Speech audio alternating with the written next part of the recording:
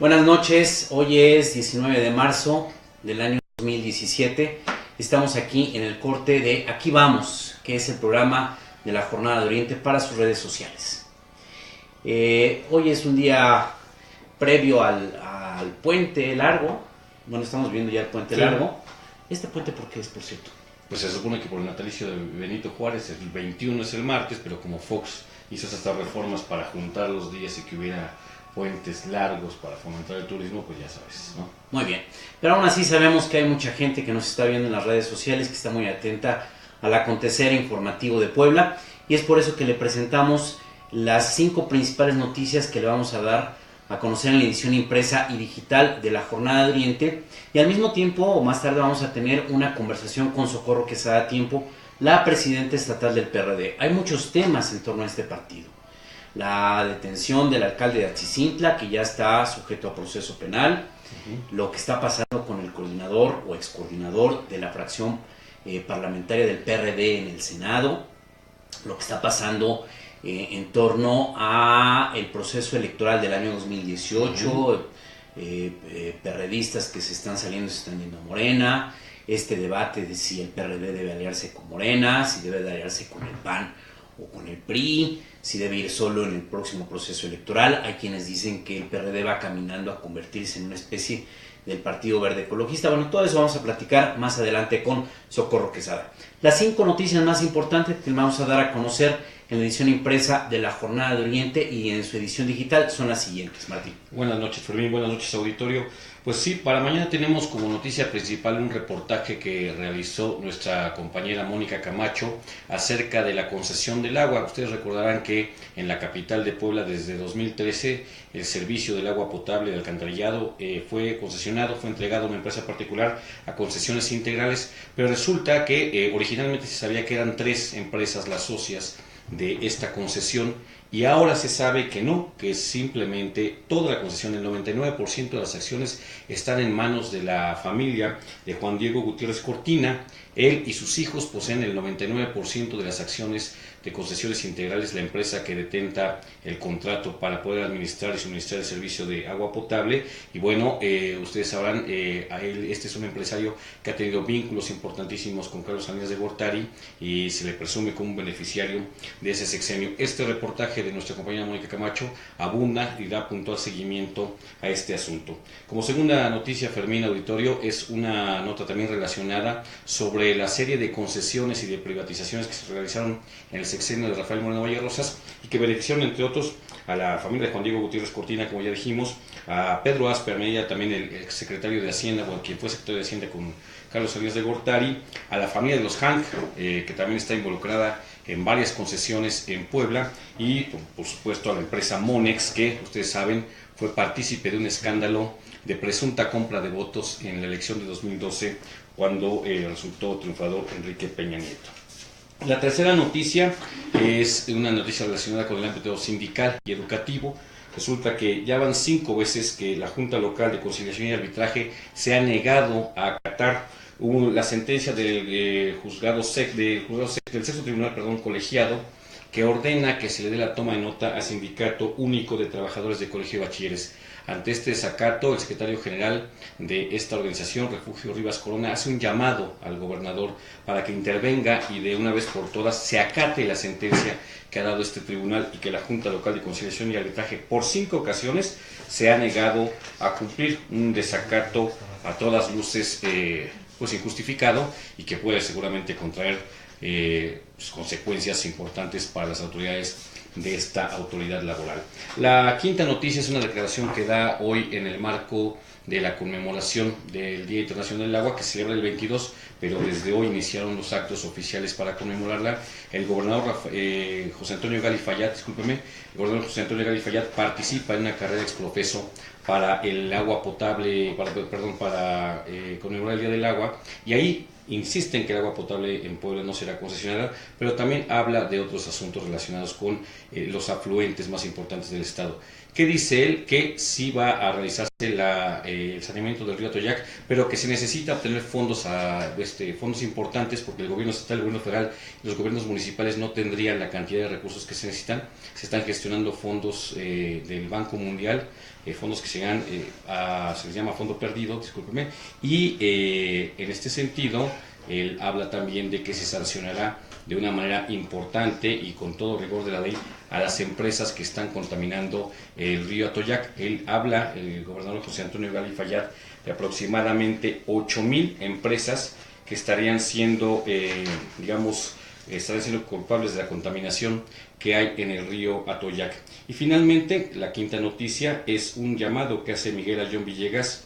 Él es un panista que exige al Comité Directivo Estatal del PAN que termine la venganza contra los militantes, esta venganza de la que empezamos a hablar la semana pasada, en la cual se quiere expulsar a la gente que, militando en el PAN, apoyó la candidatura independiente de Ana Teresa Aranda Orozco. Estas son las 5 principales noticias que mañana aparecerán en edición impresa, Fermín, y también en nuestro portal de noticias, junto con otras más, y que pueden ir consultando a través de nuestras redes sociales también. Bueno, más tarde las vamos a comentar. Vamos ahora a platicar con Socorro Quesada Tiempo. Ella es presidenta estatal del PRD.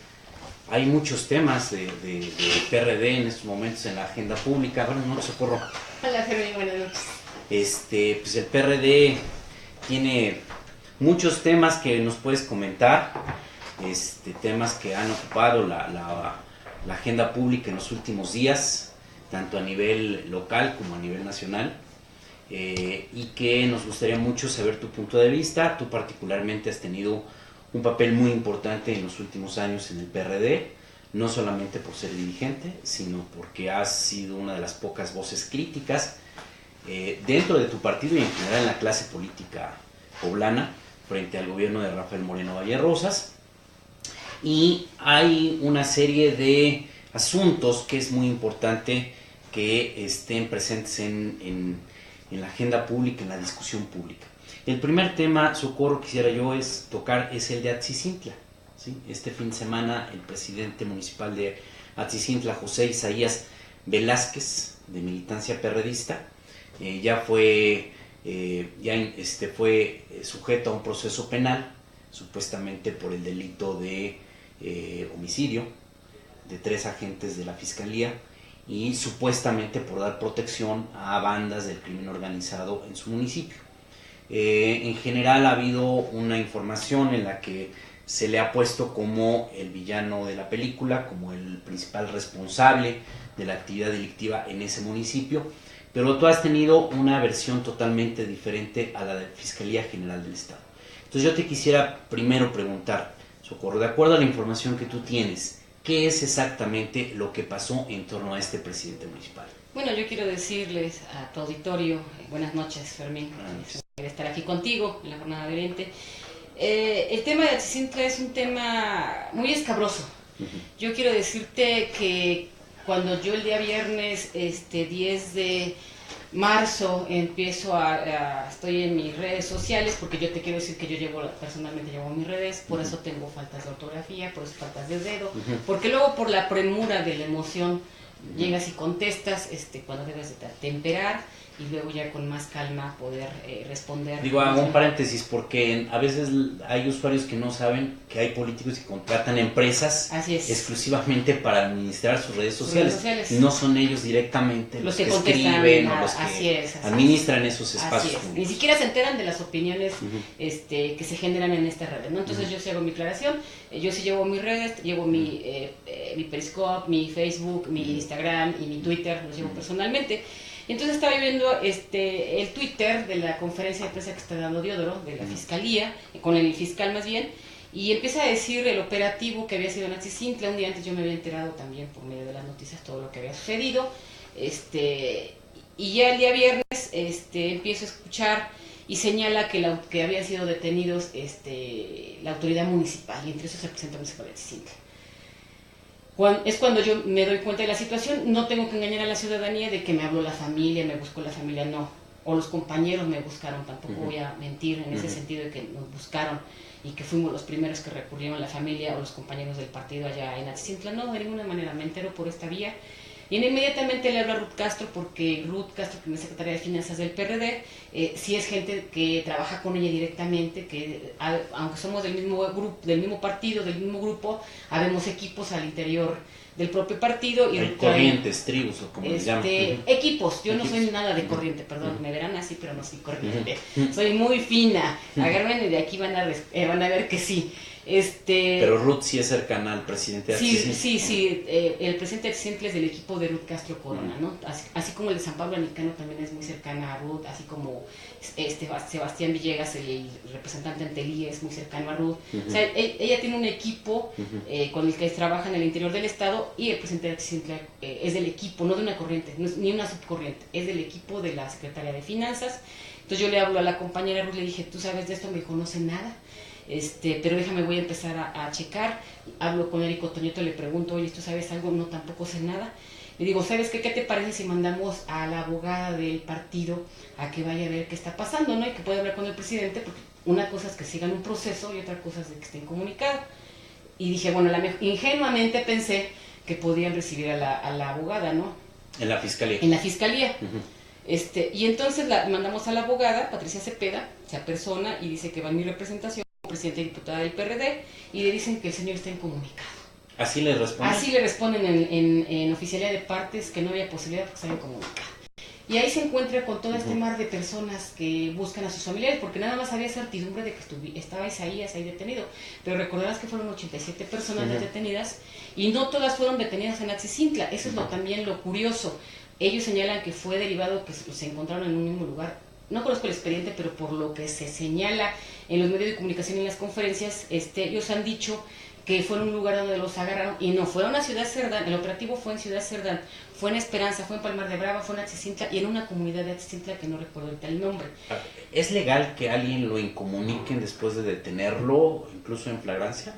Se supone que no, que cuando a ti te detienen, te leen. Hay un protocolo, yo tampoco lo sabía, eso me lo dice Vladimir Luna, el hermano de Roxana, y me dice, oye, que es abogado. Él es abogado y ha llevado un buen de casos de detenidos de los perseguidos políticos de Moreno Valle. Así es, entonces él me dice, tiene que haber un protocolo, y en ese protocolo es que a ti como detenido te tienen que leer tus derechos que tienes, y entre esos derechos es una llamada telefónica.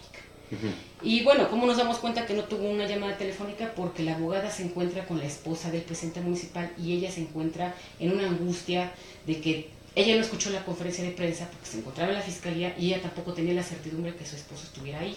Así como ella, había 87 personas. ¿No les permitieron la llamada? A esas 87 personas no les permitieron la llamada. Ya cuando yo no quiero... Tú estás hablando de que esto pasó, perdona que te interrumpa. Estás hablando de que es viernes. Los sucesos fueron el jueves. El jueves. ¿Cuántas horas ya llevan detenidos? Ya llevaban más de 24 horas detenidos.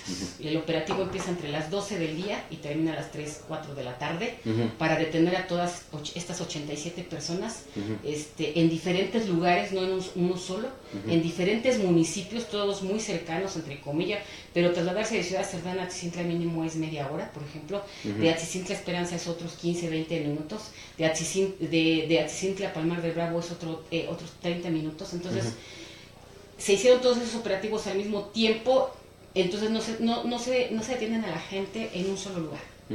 Y el presidente municipal, después ya que hablamos con los regidores, es detenido en la presidencia municipal en un cabildo. Una sesión de cabildo. A todos los integrantes del cabildo estaban en sesión, junto con las personas que ellos ya lo señalaron. ¿Es legal suspender una sesión de cabildo? Pues es inviolable. Déjame revisar, no quisiera cometer una tontería así. Yo supongo que no. Déjame revisar la ley orgánica municipal.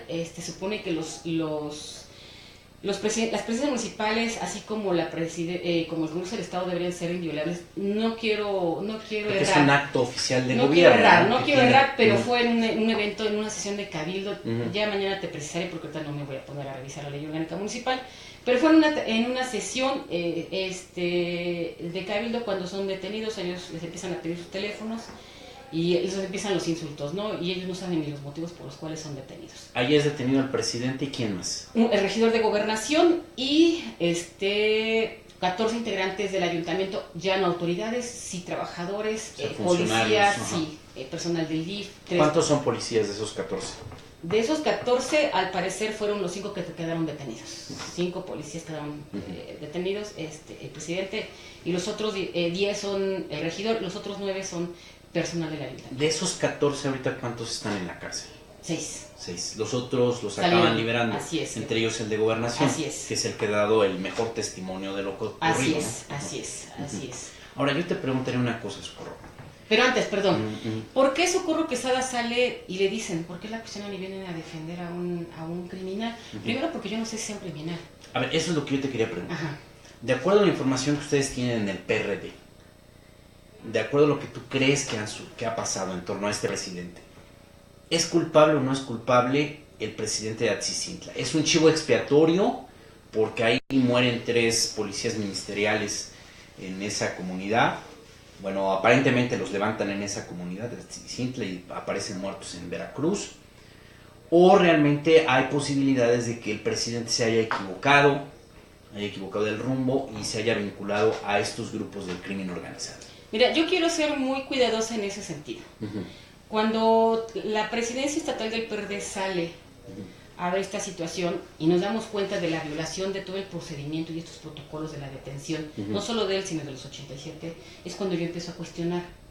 ¿Por qué, si es culpable, para qué los escondes? ¿Por qué le niegas el derecho a una llamada? ¿Por qué le niegas el derecho a la asistencia de un abogado? ¿Por qué su esposa no puede entrar a ver si está efectivamente el señor detenido, él y todos los demás personajes? Porque no hace bien las cosas. Así, transparente las cosas, pues si es culpable y tienes todos los elementos, ¿a qué le temías?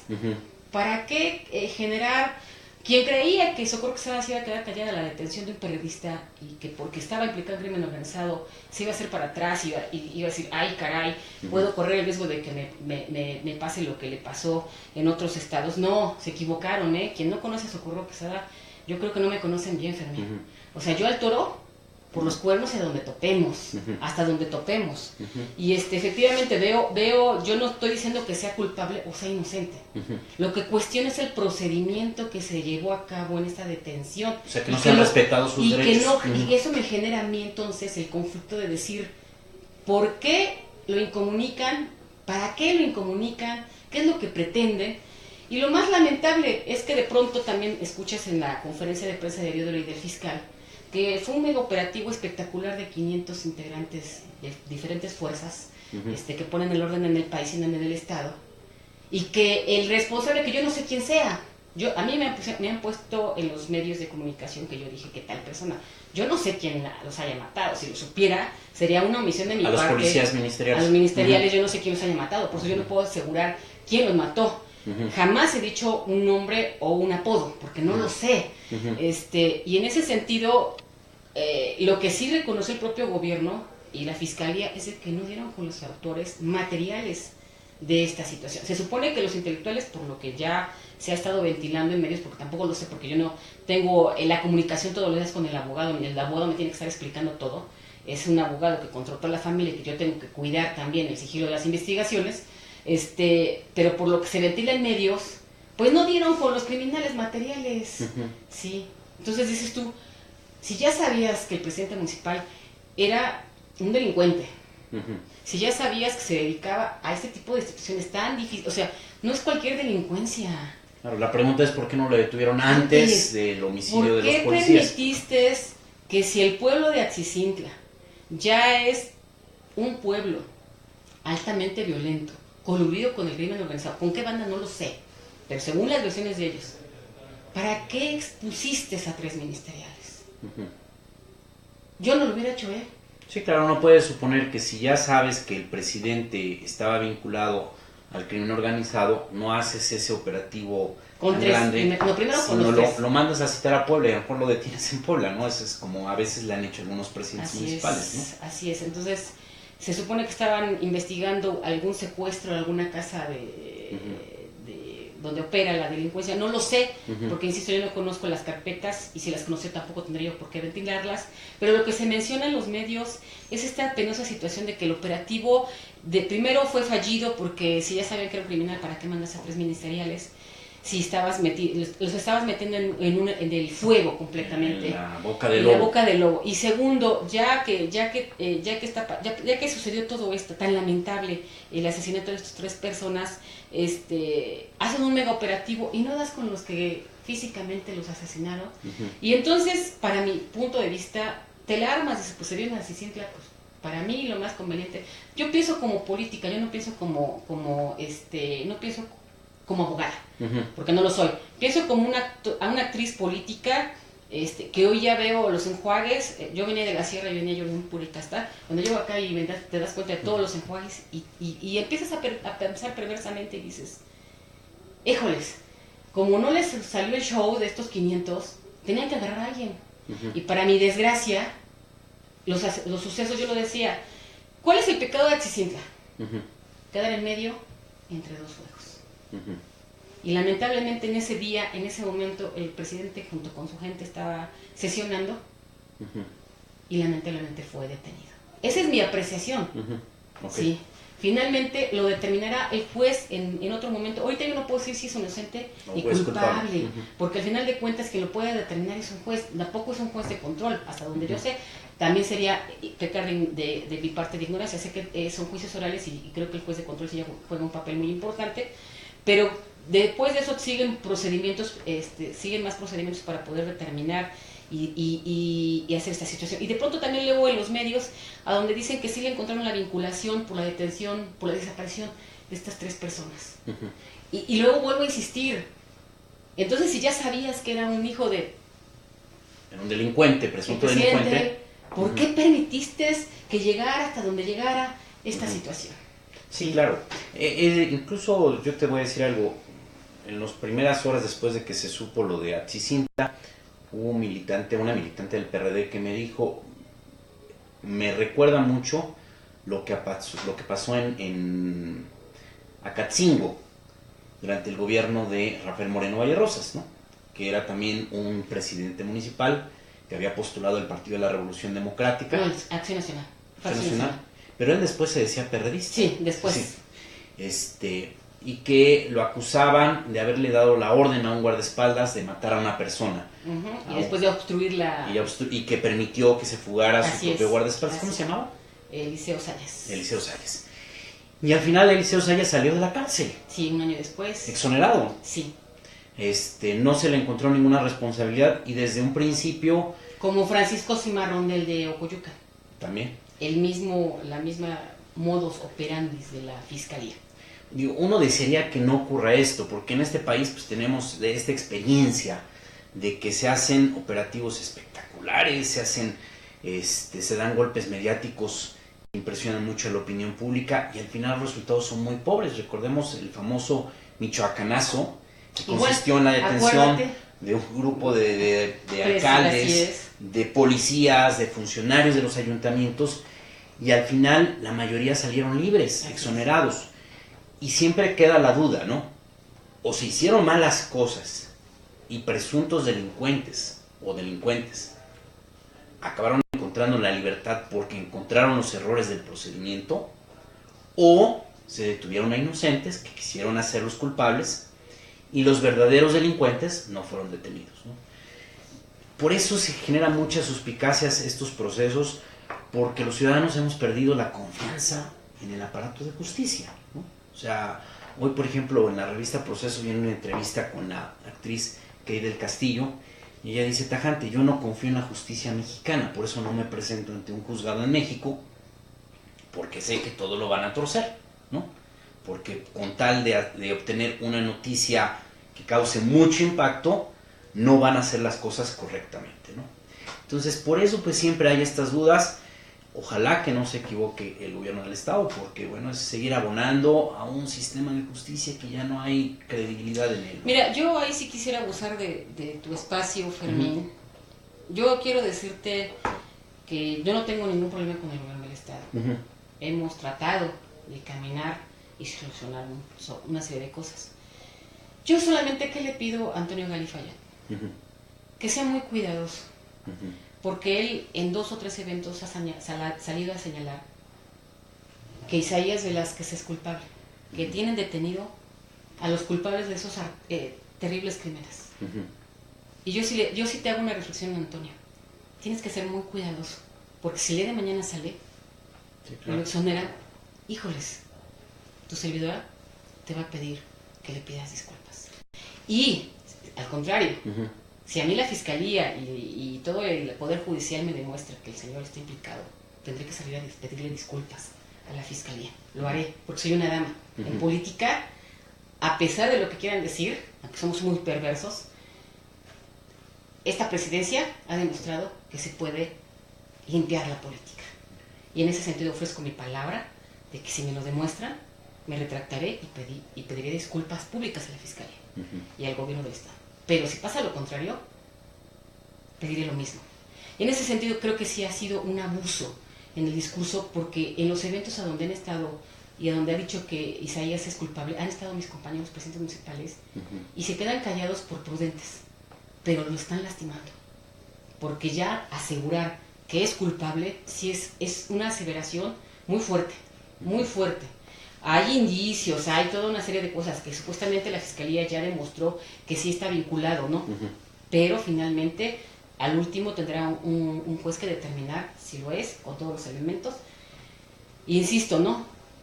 Y si me lo demuestran, adelante. Pero sí han sido lastimados presentes. Y también quiero abusar de tu micrófono porque yo estoy de acuerdo en el operativo que tiene, más bien el programa que tiene el gobernador, el de Puebla Segura. Pero también hay detallitos.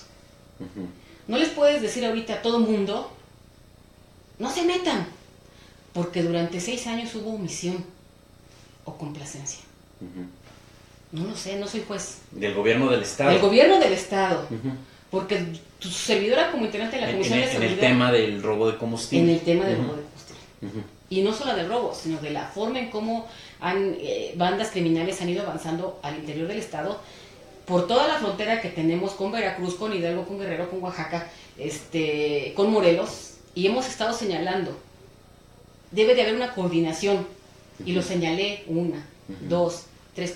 Todo el tiempo lo estuve señalando, desde que soy diputada y presidente, de que debe haber una coordinación entre el gobierno federal, el gobierno estatal y los gobiernos municipales. Y es hasta el día de hoy que lo está haciendo. Pero antes estuvieron en la indefensión los presidentes, solos, sin las facultades para poder actuar en este. Un ejemplo, le dicen a los de Atzicintla, es que tú eres parte de la banda y además no pudiste evitar secuestros. Y dijo el regidor, uno de los regidores, no recuerdo el nombre, y lo acertadamente lo dijo. Nosotros no somos competentes para conocer de secuestros. Por eso pedimos una base de operación aquí en Atzicintla y Facundo Rosas nos los negó. ¿Sí? Al contrario, la quitaron y se incrementaron los secuestros y se incrementaron muchos delitos porque somos un municipio que tiene una carretera que pasa por la federal. Ese es un dato muy interesante porque el presidente Atzicintla en su momento había pedido una base de la policía estatal porque él había señalado aquí ante el gobierno del estado que había un crecimiento de los índices delictivos en su municipio, y es un dato que no cuadra porque si es líder del crimen organizado pues no va a estar pidiendo la ayuda de la policía estatal y que además se instale en su municipio una base de la policía estatal, ¿no? Sí, y yo no soy la vocera de los presidentes, pero hoy vemos cómo están expuestos al escarnio público. Hoy señalan que están implicados, que van a todo el peso de la ley. Está bien, pero insisto, ellos no son los responsables de poder combatir el robo. De perseguir los delitos. No es su función. No es su función evitar el robo de hidrocarburos. Ellos no son los dueños de los ductos y están en propiedad privada. Ni la policía municipal. Ni la municipal. Porque ellos solamente tienen la función de prevenir el delito. Así es, no tienen esa situación y sin embargo muchos presidentes han hecho lo que humanamente les ha sido posible. Y te quiero decir que hay municipios, que ha sido mi caso, a donde he tenido tu servidora que asistir personalmente para servir de escudo humano para contrarrestar esta situación de que entran los guachicoleros y la policía estatal no responde. Y entonces tuve que hacer las llamadas necesarias y decirles, voy para ese municipio para obligar a que el estatal le diera auxilio a determinado presidente municipal, ¿no? Entonces, así como a mí me ha tocado le ha tocado a muchos presidentes que están en la indefensión. Sí, me llama mucho la atención, por ejemplo, el presidente de Quecholac. Néstor Camarillo. En los últimos días, algunos medios de comunicación lo están señalando como uno de los alcaldes que debe ser investigado. Sin embargo, él en su momento había dicho que había bandas dedicadas al robo de gasolina en su municipio y que no tenía policías, una mínima cantidad, no solamente para hacerle frente a esas bandas, sino para resolver los problemas de seguridad de su municipio. Es decir, es alguien que había alertado sobre el tema y había pedido ayuda. Es donde no se me hace congruente que ahora lo quieran vincular y al mismo tiempo él estaba lanzando llamados de auxilio de que no había la capacidad para atender el problema. Y recordarás que la Secretaría General de Gobierno señaló diciendo, les vamos a poner un seguro de vida. Eso fue, acuérdate que fue una nota que manejaron muchos, cuando hace un año estaba el asunto igual de caliente como ahora, porque el robo de combustible fue desatado en el sexenio pasado, no en este sexenio. Entonces yo estoy de acuerdo con este operativo que se está realizando, porque se ve la acción, ya de la coordinación, pero lo que sí no se vale es que quieran señalar a los presidentes municipales. Sus auxiliares ni siquiera tienen policía. Sí. Nosotros se lo quitamos, los del Congreso del Estado, les quitamos esa facultad a los auxiliares. Entonces, sí, claro. Pero insisto, tampoco es su función perseguir el robo de combustible. Que fue esa famosa reforma que al final se capitalizó en el tema del registro civil, pero también incluyó quitarles el Ministerio Público, los juzgados de paz y las policías, a los presidentes auxiliares. Así es. Lo cual es una tontería. Y evidentemente muchos ductos pasan por juntas auxiliares y no hay forma de combatir. Entonces hoy querer señalar y decir, son culpables, voy con todo el peso de la ley, espérate. Tú los desarmaste primero y ahora coordinémonos lo que ellos quieras resuelvan. Y nos ponemos de acuerdo. Pero no nos señales. Porque eso sí me parece una falta de respeto para todas las autoridades, no solo las que mandan en el partido. Para toda esa gama de autoridades auxiliares y municipales a donde pasan los ductos, que es un delito que no les corresponde a ellos y sin embargo le han hecho frente, han combatido, han denunciado, han pedido ayuda y que hoy le diga al gobierno, te voy a señalar y te voy a meter al bote, espérate, sí, coordinémonos, claro, y apoyémonos. Ya nos faltan 1 año y 8 meses, aguantamos 3 años, sí, solos, en la soledad de seguridad pública. Porque recordarás que en el 2015 los principales mandos de la Policía Estatal y el AGOES fueron los principales señalados según las investigaciones que tenía, no sé quién los detuvo, si la Fiscalía o la Ejército. Bueno, pues el Ejército y los detuvo en flagrancia. Así es. Porque ellos sí los detuvo ahora sí que con la gasolina en las manos. Entonces, ¿cómo señalar ahora cuando durante esos 3 años hubo hasta complacencia, ¿no?, de parte de algunas autoridades? Sí, tiene que haber mucho cuidado, sobre todo con el lenguaje, porque el presidente de Atzintla, José Isaías Velázquez, está detenido como presunto responsable, pero para decir que él es el responsable, el culpable, el que se coludió, el que ordenó, tiene que haber un fallo de un juez. De lo contrario, él no es hasta ahorita culpable, es un presunto culpable y es muy grave que ya se dé por hecho de que ya cayó el primero, de que ya está en la cárcel el autor intelectual del homicidio de los 3 policías, cuando todavía el juez ni siquiera ha entrado en acción, apenas está en el inicio del proceso. Y recordemos cuántos casos, a veces hay un juez que dicta una sentencia condenatoria y después viene un juez federal y le echa abajo. Así es. Eso ha sido la dinámica de la justicia mexicana. Otro tema importante, Socorro, ¿qué es lo que está pasando con el PRD camino al proceso electoral de 2018? Hay muchas cosas, ¿no? La primera, lo que ha pasado con Luis Miguel Barbosa. Saludos, Miguel. Que ha creado un cisma en el PRD. Sale y dice, el PRD debe analizar la posibilidad de aliarse con Andrés Manuel López Obrador, que es lo que realmente hizo, ¿no? Porque muchos dicen, ya se pasó del lado de López Obrador. No es cierto. El propio López Obrador ha dicho, lo ha invitado a que ya renuncie al PRD y ya se pase a Morena, ¿no? Así es. Y esto provoca una reacción muy airada de la dirigencia nacional del PRD. Bueno, antes de seguir con este tema, Hay una pregunta que se me quedó aquí en el tintero respecto al anterior tema, muy brevemente. La presidenta nacional del PRD, Alejandra Barrales, ¿ha manifestado algún interés, alguna opinión sobre el caso de Atzicintla? No creo que esté enterada. Es un caso grave, ¿no? No creo que esté enterada. O sea, ella no ha intervenido en nada. No. Es muy grave porque no estamos hablando de algo menor. No. Incluso algunos medios de comunicación nacionales ya dijeron que el alcalde de Atzicintla era como una reedición del caso de Iguala. Como Y precisamente por eso salí. Porque no voy a permitir que nos traten de criminales a los PRDistas. Jamás. El PRD de Puebla no somos una bola de criminales. Tan es así que seguimos dando la cara. Bueno, entonces Alejandra Barrales no sabe nada. No. Okay. Regresando al tema de Luis Miguel Barbosa. ¿Qué sucede ahí? ¿Por qué esta reacción contra Luis Miguel Barbosa?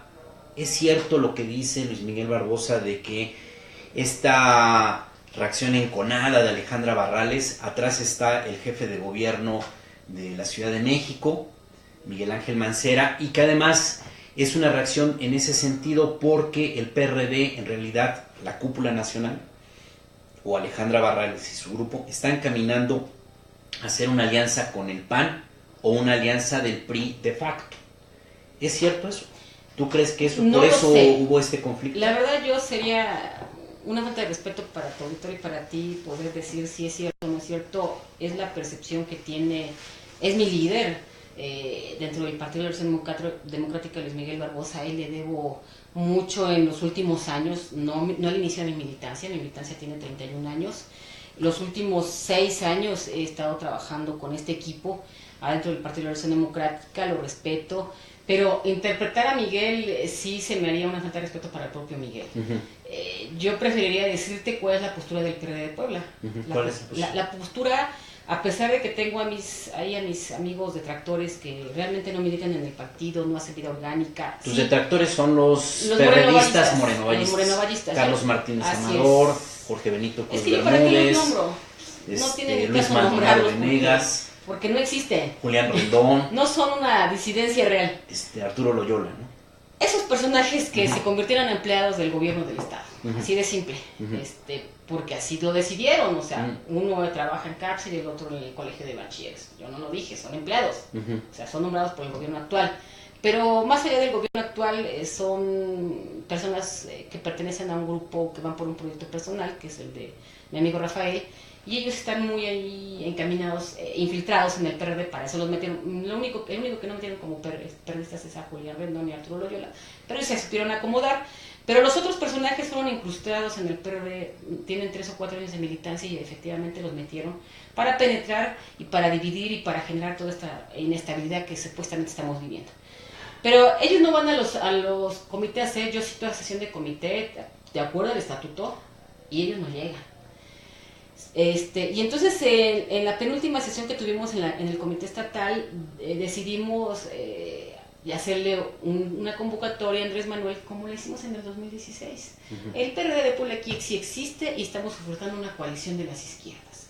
Que los demás son una magia, que no sé qué, lo que tú quieras, Andrés Manuel. Pero en Puebla no somos de la mafia, no estamos coludidos con el PAN, hemos estado perseguidos por el sistema, no estamos coludidos con el PRI, no tenemos acuerdos por abajo de la mesa, no nos dan dinero por abajo de la mesa, no hay camionetas por abajo de la mesa, no hay acuerdos, todos aquí arriba. Sí, tan es así que ya llevo 3 reuniones, 2 con Diodoro y 2 con Antonio Gali, han sido arriba de la mesa y nada por abajo. Y eso no quiere decir que ya tengamos acuerdos para una coalición, no, son acuerdos. Es el diálogo propio que debe haber entre fuerzas políticas incluso distintas. Así es, ¿no? Y entonces, en ese sentido, al no tener las características que tenemos a nivel nacional, nos atrevemos a decir, aquí sí tenemos un PRD limpio, un PRD opositor, un PRD de izquierda y un PRD perseguido. En 2016 Andrés Manuel te dijo que no. Incluso ahí subiste un video a las redes sociales donde él te dice que no y como que, es mi percepción, como que hasta se porta medio grosero, hay como cierto Yo creo que él sí es misógino, ¿eh? ¿Ah, sí?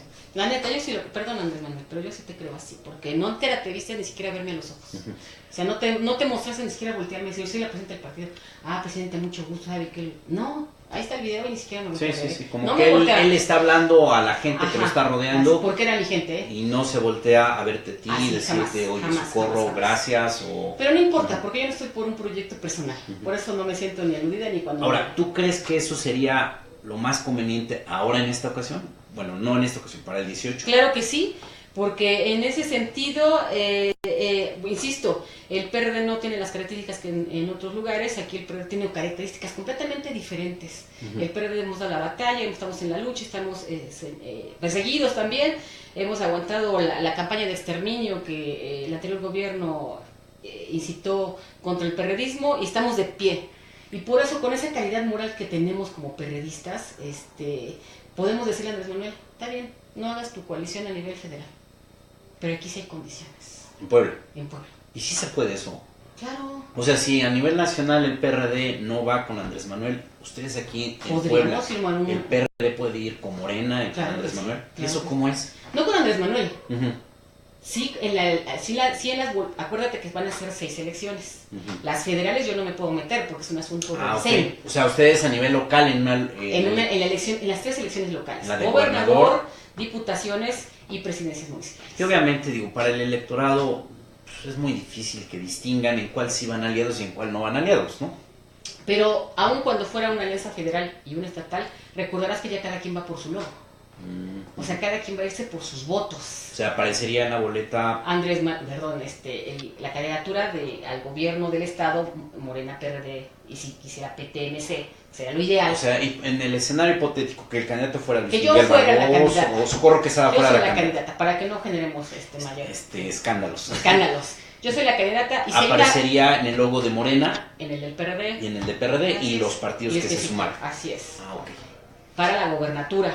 Y ahí podríamos determinar si es una candidatura común, Ujú. sería nada más para el gobierno del estado y las diputaciones cada quien, o nos vamos en Para el coalición Congreso completa. y las Así presidencias es. municipales. Ujú. Pero la votación, al final a Socorro Quesada le suma la de Morena PRD, Morena, si votan por el Morena, o si votan por el PRD, o si votan por ambos, todo me suma a mí.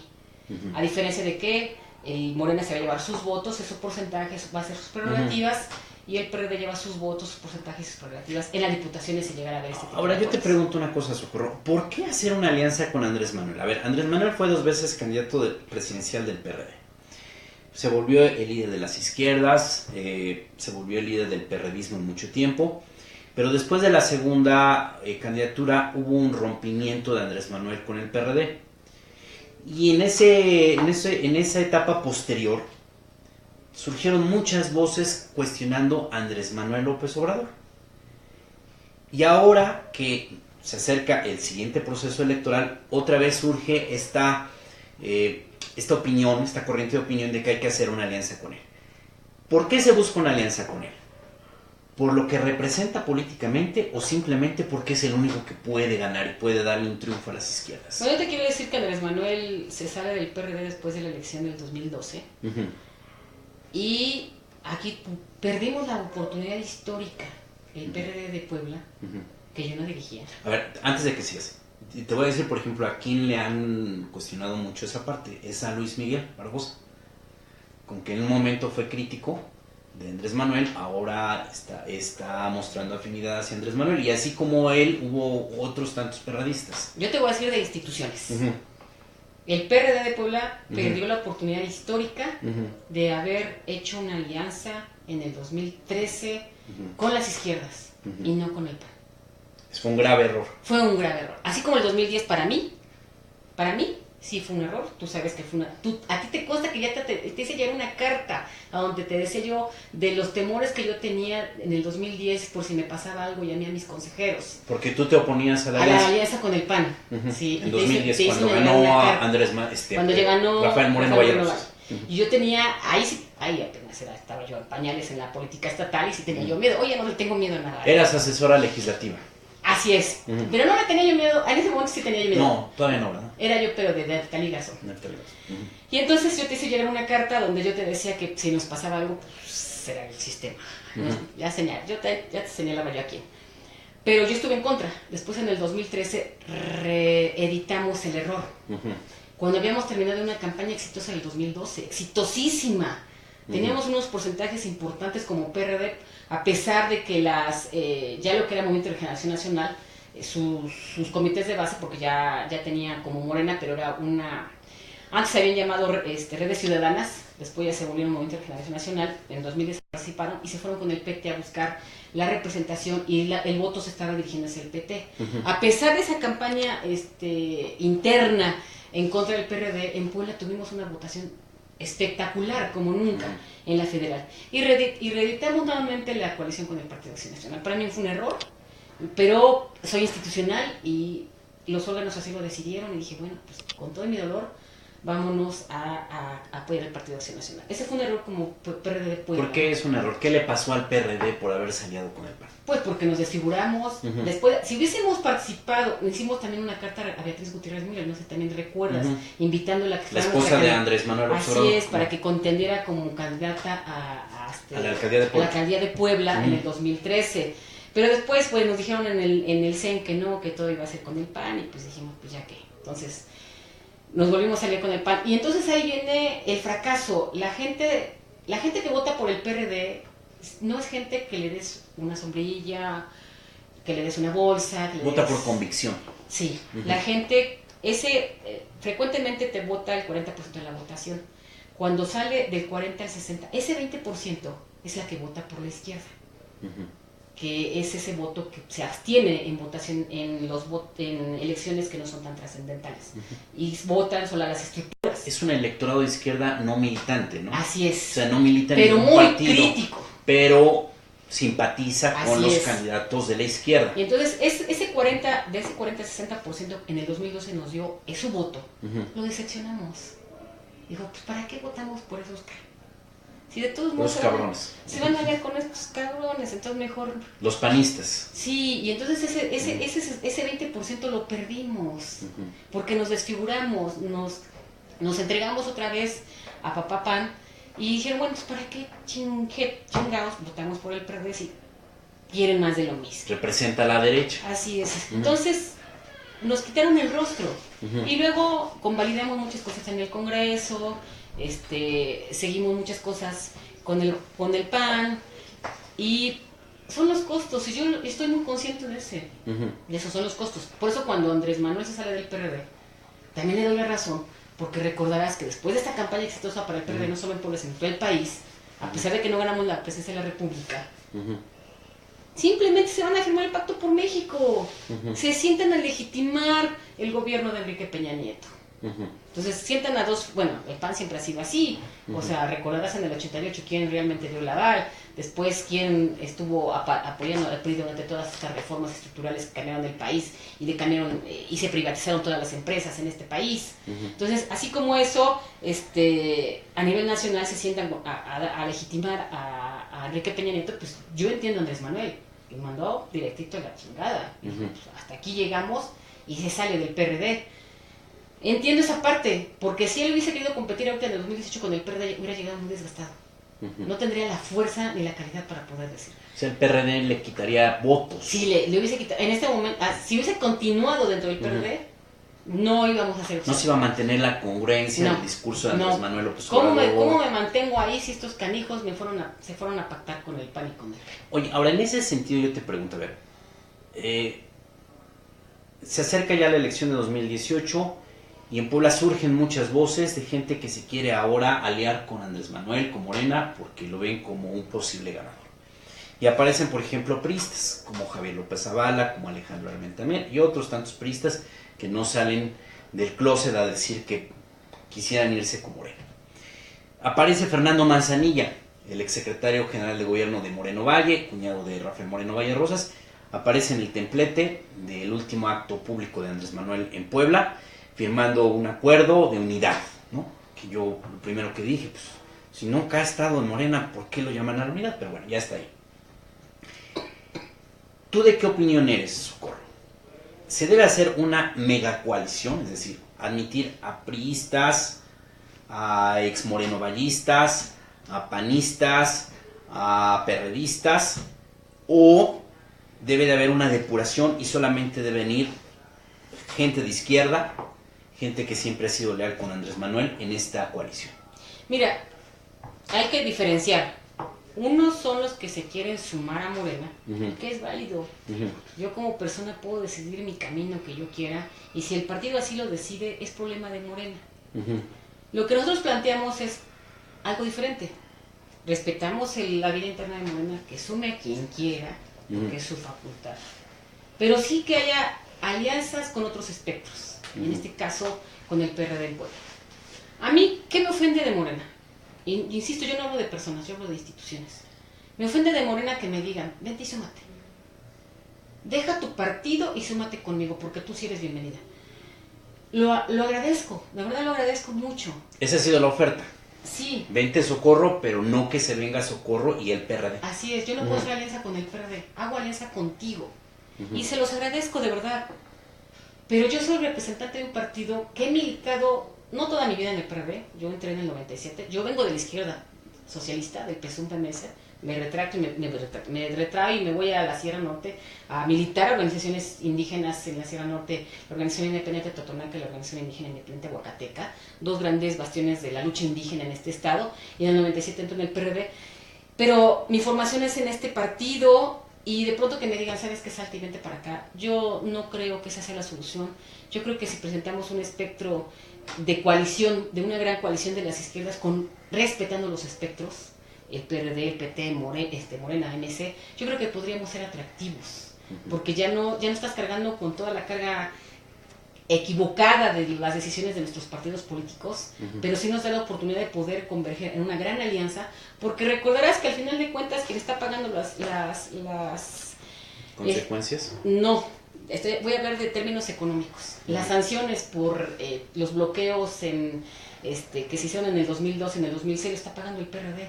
Los costos. Los costos financieros, ¿no? Así, las multas se las ejecutan al PRD.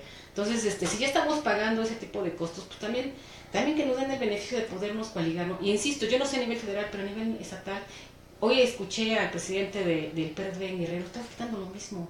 ¿Ah, sí? Sí, me sorprendió y hasta lo compartí en mi red, ¿no? De que convoquemos una coalición de izquierdas, y creo que si tú convocas una coalición de izquierdas, a donde lleguen las organizaciones que pueden o no converger con los partidos políticos, pero que sí podríamos converger para el 2018, para generar este gran espectro, no en torno a una persona, sino un proyecto. Sino un proyecto que tiene que ver, sentémonos y trabajemos, porque yo soy muy respetuosa, de verdad, yo sí aprecio mucho a Andrés Manuel, pero no es de que vénganse todos hacia mí. Nadie llega al Padre más si no es por mí. O sea, no, espérate, Andrés Manuel, no eres el Mesías. Te reconocemos tu liderazgo, reconocemos tu trayectoria, reconocemos tu consecuencia, pero también tienes que reconocer que habemos miles de periodistas que te defendimos, que no llegamos contigo. Y que no teníamos por qué irnos contigo, respetamos tu decisión, respetamos que hiciste otro partido, qué bueno que tengas este llamado y que la gente se quiera unir a Morena, pero aquí vemos todavía miles de periodistas que nos queremos mantener en el PRD y que no queremos salirnos del PRD. Y hacer alianzas con Andrés Manuel. Y queremos hacer alianzas, pero con tu partido político, para hacer de partido a partido, para que seamos tratados iguales y no de subordinados. ¿A ti todavía te toca el proceso electoral de 2018? No me toca. Tengo entendido que este año tienen que haber elecciones, ¿no? No me toca. ¿Ya no te puedes reelegir? No, el estatuto me lo impide. Primero tendría yo que... El estatuto me lo impide. Y si quisiera tendría yo que, en todo caso, renunciar a la diputación, y no habría ningún problema de renunciar a la diputación para continuar, ¿no? Pero no me toca, pero yo estoy segura de que el PRD le va a quedar a esta expresión, a la que yo represento, a la que dignifica. Al FIP, Frente de Izquierda Progresista. Así es. Independientemente de sus 200,000 afiliaciones que ya metieron los morenovallistas, ellos saben que son de papel y que no existen y que no son reales. Y en ese sentido estoy segura de que nos vamos a quedar con la presencia. O sea, si ahorita llamaran a votar, ¿no llegarían a esos 200,000 militantes que metió Moreno Valle al padrón? Son de papel. ¿Ah, sí? ¿Estás segura? Sí. Pues ojalá. No, sí estoy segura. Ellos lo saben muy bien. Muy bien, Socorro. Pues te doy las gracias. Ya se nos agotó el tiempo. Hay muchos temas. Ojalá que aceptes en otras ocasiones venir. Nos gustaría mucho seguir platicando contigo en la coyuntura de todos los temas que tienen que ver con el PRD. Este es un espacio abierto a todos los que quieran participar.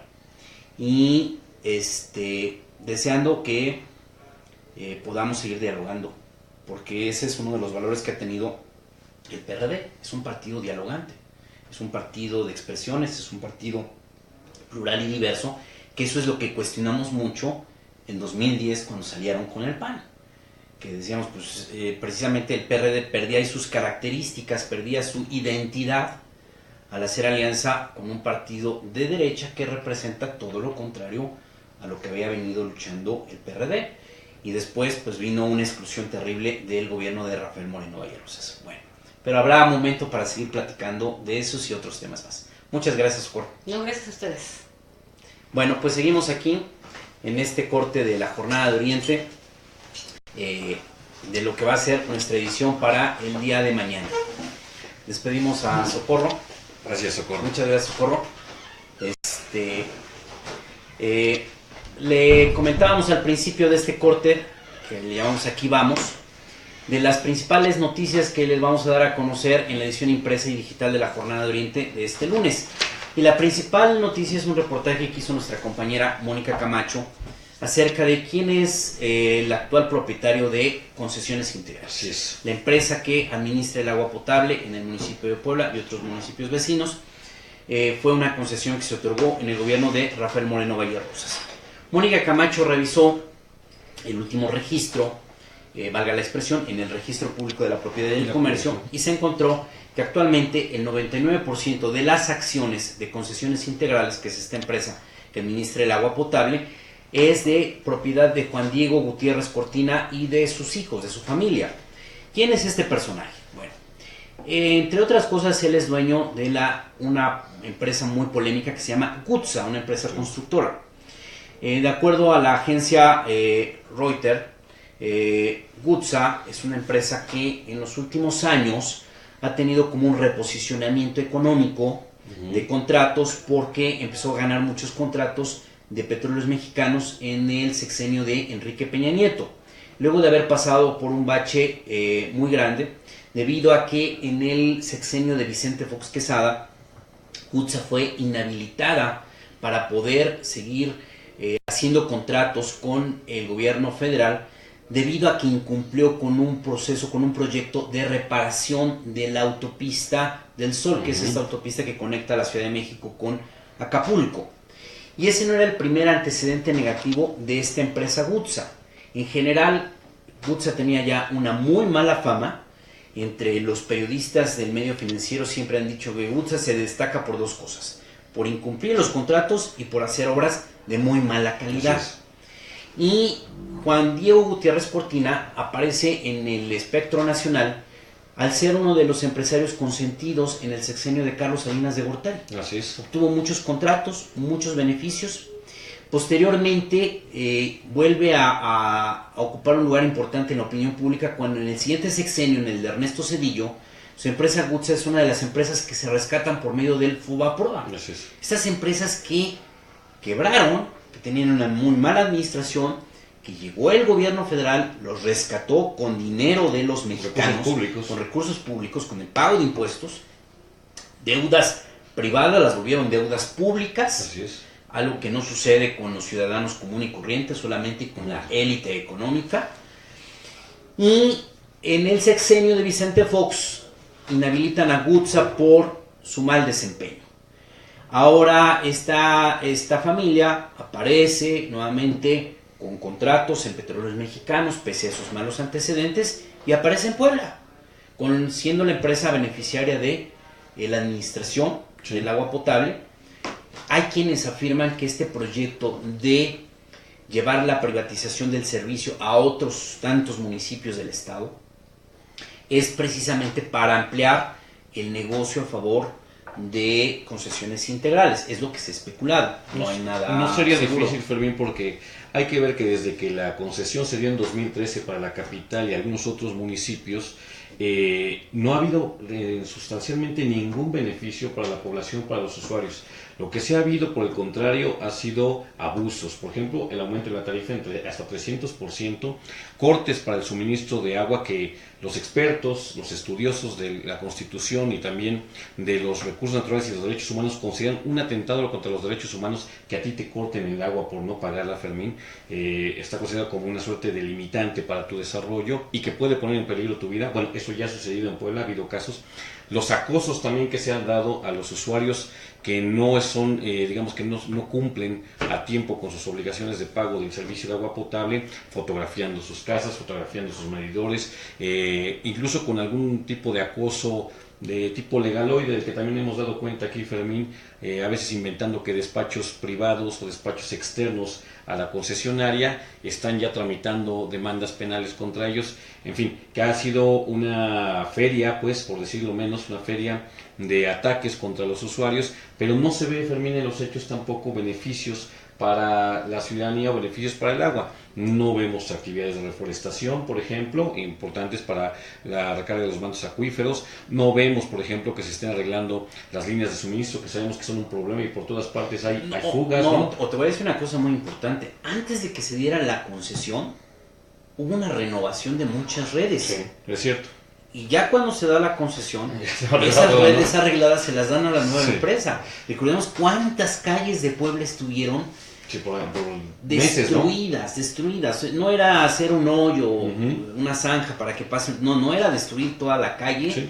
Y pasaban meses y después, cuando tapaban el pavimento en muy mal estado, de muy mala calidad, y ya que se hicieron todos esos arreglos, se lo entregaron a la nueva empresa. Y en las que todavía hay fallas, uno puede ver, por ejemplo, en San Manuel, e incluso aquí mismo en Bellavista, donde tenemos nosotros nuestra redacción, a veces hay fugas que uno las reporta y tardan 3-4 días en venir a arreglar, Fermín, y al mes o mes y medio siguiente vuelven a aparecer. En fin, que por la parte de los dividendos de lo que la empresa cobra, pues ha habido grandes beneficios para la concesionaria, pero de aquí para allá, es decir, de la concesionaria hacia los ciudadanos, no ha habido beneficios sustanciales. A veces hay personas que no entienden esta parte. A ver, si a nosotros si a un ciudadano le cortan la luz, pues no pasa nada, vivirá a oscuras, no podrá ver la televisión, no le funcionará el refrigerador, muchas cosas, pero no se va a morir. Así es. Si te mandan un embargo porque no has pagado tu tarjeta de crédito, pues es una relación comercial con una empresa. Te embargarán tus bienes y tú estás incumpliendo con un contrato. Pero en el caso del agua, no se puede manejar de esa manera porque del agua vives. Así es. Si no tienes agua limpia, si no tienes agua potable, estás rompiendo la condición de vida, así es. La capacidad de poder vivir en salud, de poder vivir sanamente, de poder vivir simplemente. Por eso se ha hablado que es un derecho, no se puede comercializar. Y el meter esta empresa significa atentar contra ese derecho. Quien pueda pagar va a tener agua y quien no pueda pagar pues no va a tener agua. Y los beneficios que están obteniendo ellos, es decir, ¿quién está en este momento registrando cuáles son los ingresos de concesiones integrales?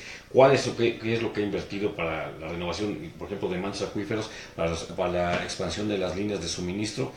Se supone que es el Congreso, Fermín, pero es un Congreso que también ha estado sometido al anterior gobernador que ha dado paso a esta privatización y que difícilmente se antoja que pueda tener un resultado de vigilancia para que este derecho del que tú hablas sea cumplido en los hechos. Mira, cuando hablan aquí en la capital, que ahora está de moda del gobierno municipal, de que se debe trabajar para mejorar la movilidad de automotores en la ciudad de Puebla, yo siempre he dicho, mejoraría mucho, obviamente, si ordenas el transporte público, si mejoras las vialidades, pero también mejoraría mucho si no hubiera tantas pipas a todas horas. A todas horas. Las pipas cuando van cargadas van muy lentas y entonces van haciendo muy lento el tránsito vehicular. ¿Por qué hay tantas pipas? Digo, yo no tengo nada en contra de las empresas que venden el agua, pero la pregunta es, ¿por qué hay tantas pipas? Porque hay escasez. Porque hay escasez de agua. Entonces la pregunta es, ¿en qué nos benefició privatizar el servicio de agua potable? Yo como usuario, el único cambio que he visto es que ahora es más caro el servicio de agua potable, pero yo no veo ningún otro beneficio. Y la segunda noticia, Fermín, si me permites, el auditorio, está relacionada con la serie de concesiones o de privatizaciones o de entregas de recursos públicos que hizo el gobierno de Rafael Moreno Valle Rosas a otros agentes privados, por ejemplo, la empresa de Pedro Aspe con los fideicomisos, lo que pasó también con los Hank, con Monex. Es una nota que también trae Mónica Camacho, que es complementaria a esta información que tenemos sobre la concesión del agua potable, porque es importante saber en manos de quiénes están los recursos públicos ahora, Fermín. Sí, es evidente que Rafael Moreno Valle Rosas benefició a empresas ligadas a la élite priista.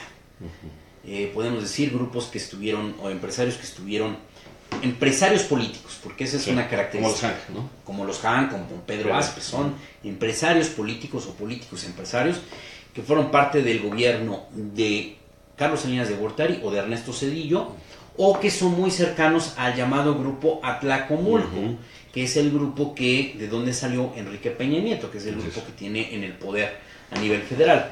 Y voces muy críticas, por ejemplo, Ana Teresa Aranda ha dicho que esta vinculación económica entre el grupo Atlacomulco o las empresas vinculadas al grupo Atlacomulco y lo que fue el gobierno de Rafael Moreno Vallerosas es lo que permitió que en Los Pinos consintieran mucho a Rafael Moreno Vallerosas. No tocaban ni con el pétalo de la rosa, jamás. Sí, claro, fuera un gobernador consentido como si fuera emanado del PRI. El gobernador estelar del priismo, ¿no? Sí, claro, por eso siempre se ha dicho que Moreno Valle gobernó como priista y gobernó cerca del PRI y fue consentido del priismo nacional. Y no se antoja difícil sospechar, Fer, que posiblemente estos financiamientos, esta entrega de recursos públicos, de estos contratos, que hasta ahora por supuesto no conocemos a detalle porque también están vedados, es decir, las solicitudes de información que han sido rechazadas para conocer a detalle. Sí, porque seguramente nos van a decir que estamos mintiendo, nos van a mandar cartas aclaratorias. Bueno, pero el responsable es el gobierno del Estado, que nos deja ver los que no contratos, permite hacer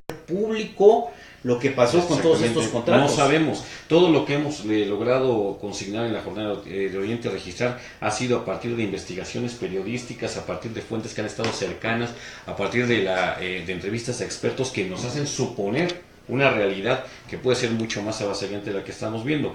Pero lo cierto es que es muy posible que Moreno Valle haya entregado estos contratos, haya dado estos recursos públicos en el interés de que estos capitales en esta búsqueda por la candidatura a la presidencia de la República pues pudieran también darle una ayudadita, una financiada, ¿no? ¿Pues? Claro, sí, eso puede ser, porque desgraciadamente la política mexicana pues actualmente ese es sus mecanismos de funcionamiento, ¿no? O sea, empresarios que llegan y aportan dinero a campañas electorales y después van a recuperar ese dinero. No son altruistas. Entonces, entran a financiar campañas políticas, campañas electorales, para después esos mismos empresarios ser los beneficiarios de la obra pública, de la privatización de servicios públicos, y obviamente no van solamente a recuperar su dinero, van a obtener ganancias que en el mercado común y corriente no obtendrían. Es decir, si ellos ese dinero lo invirtieran en negocios privados, no les dejaría el margen de ganancia que sí les permite entrar en el sector público. Digo, a ver, vamos a hablar aquí casos muy concretos. El Museo Barroco, que costó 7,000 millones de pesos, habría que preguntarnos, ¿qué otra obra privada ha costado eso? O hubiera sido financiada, o quién pondría capital para eso, ¿no? Exactamente. ¿Quién pondría 7,000 millones de pesos? La pregunta es en qué tiempo los vas a recuperar. Claro. Y si va a ser negocio, si no vas a quebrar, etcétera. Sí. Entras en el sector público y ahí es garantía de pago, porque ponen además en garantía los impuestos. Claro. Al final todo es pagado por nosotros. Sí, claro. Pagan los ciudadanos. El mejor negocio es hacer negocios con los recursos públicos. El CIS costó 1,800 millones de pesos. Que sabe quién lo hubiera hecho también. Claro, ¿no? en un proyecto además donde no se compró el terreno. Sí. Y donde algunos organismos de ingenieros civiles han dicho que si ellos hubieran hecho esa obra, habría costado entre 500 y 800 millones. A lo sumo. Entonces, si ellos estiman eso, la pregunta es, ¿y los otros 1,000 millones qué pasó? Pues es una ganancia que supera el 100% de la inversión, pero además con este esquema de los PPS en la que tú no tenías necesariamente que tener el capital. No. O sea, no eres que tú llegaras con los 1,800 millones y dijeras, yo los pongo y después me los vas pagando. No. Era pedir un préstamo a una institución bancaria que pone el dinero, yo pongo el proyecto y la mano de obra, y yo soy el que obtiene las grandes ganancias. Y durante 30 años vamos pagando intereses sobre eso. Y luego cuestionan las pensiones, ¿no? Estos empresarios cuestionan mucho este mundo de pensiones y dicen que si no hubiera tantos pensionados, la situación económica del país, del sector público sería diferente. Pues ellos al final hacen una especie de pensión. Pero para ellos, para sus familias. ¿Quién no quisiera tener un contrato que te lo van a pagar en los siguientes 30 años? ¿No? Es terrible.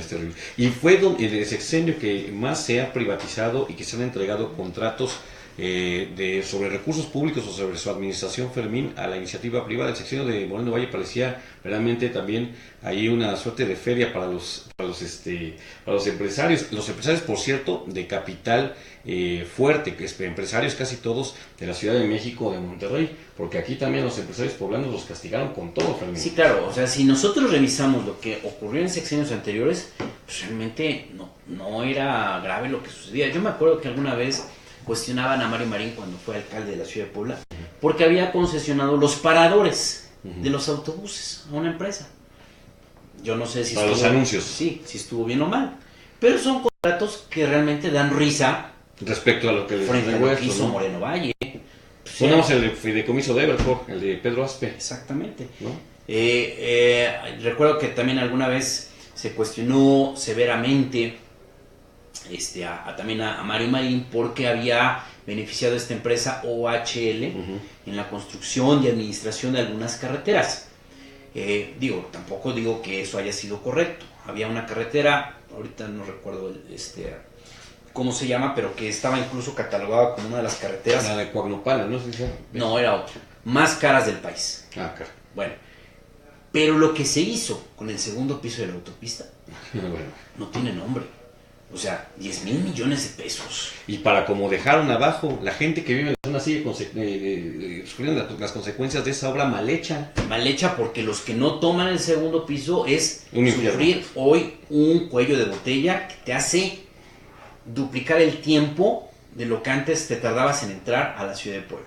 Y hay que hacer Hay personas, nada más te digo, hay personas que te dicen, me tardo más en el trayecto en entrar a la ciudad de Puebla de lo que me hago de San Martín Texmelucan. Es seguro, porque redujeron los carriles, porque se supone que ahora esto ya está en manos del gobierno del estado, convirtiéndose en un bulevar urbano, es decir, que ya quedó en manos del gobierno estatal, pero yo que vivo por la zona me doy cuenta que, al menos en lo que se puede apreciar a simple vista, el segundo piso, Fermín, no es algo que esté utilizándose con mucha frecuencia, es decir, suben algunos camiones, algunos trailers, algunos camiones de pasajeros, pero tú no ves a automovilistas ni mucha frecuencia de uso. En cambio, abajo puede ser un infierno. Claro, por eso le dicen el puente 2016. Es un chiste que ya se decía con otro puente, porque arriba van 16 y abajo van 16. Estoy segurísimo que sí. Bueno, una tercera noticia en importancia es la que ha dado Refugio Rivas Corona, El secretario general del SUTCOP, del Sindicato Único de Trabajadores del Colegio de Bachilleres.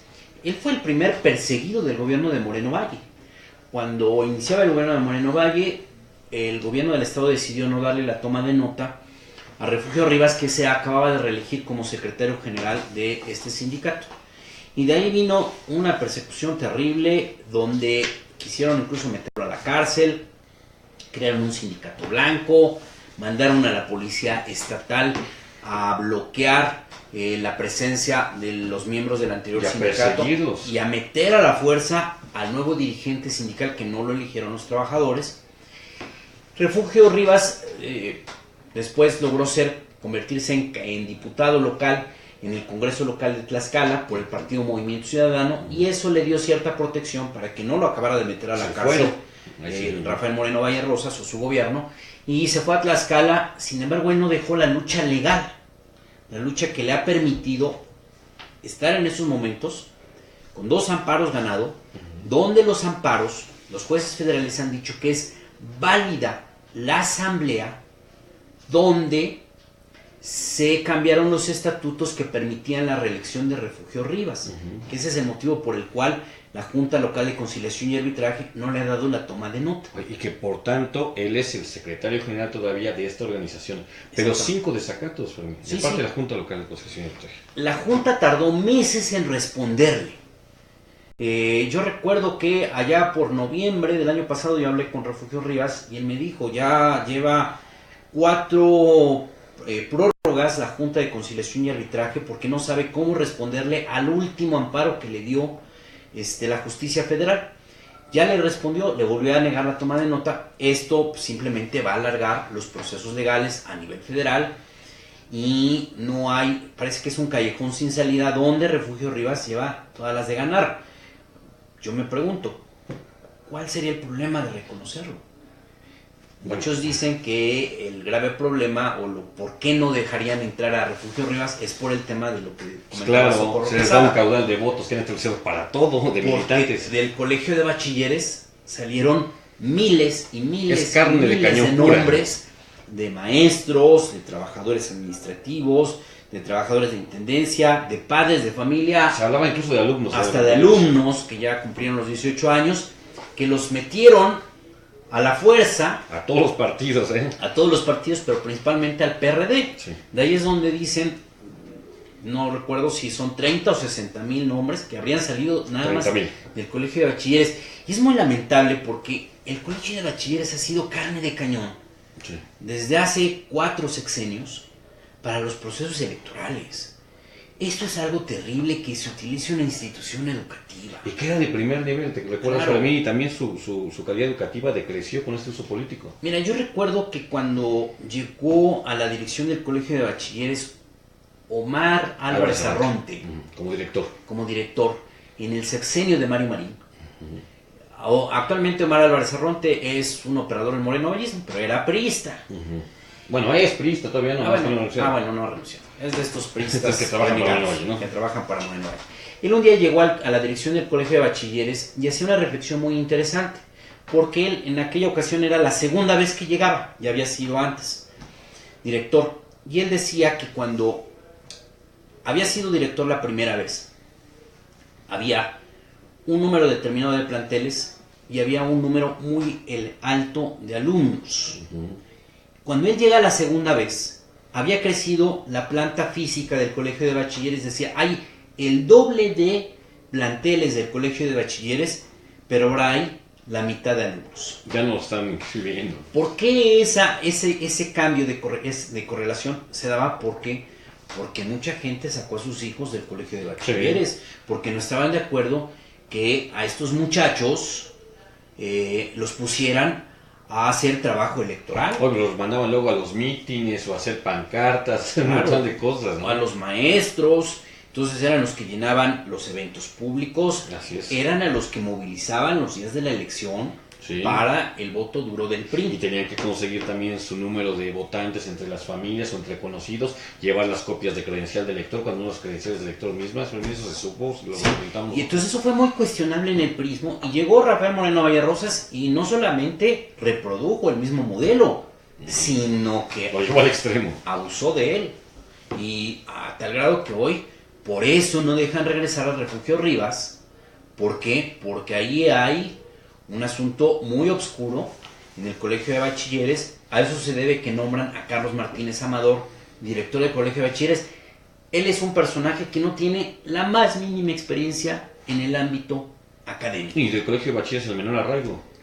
Y es muy grave porque de esa institución depende que los alumnos que pasan por ahí, que es una institución pública, puedan tener un buen desarrollo académico para poder acceder a la universidad, Así es. para poder acceder a una vida laboral eficiente.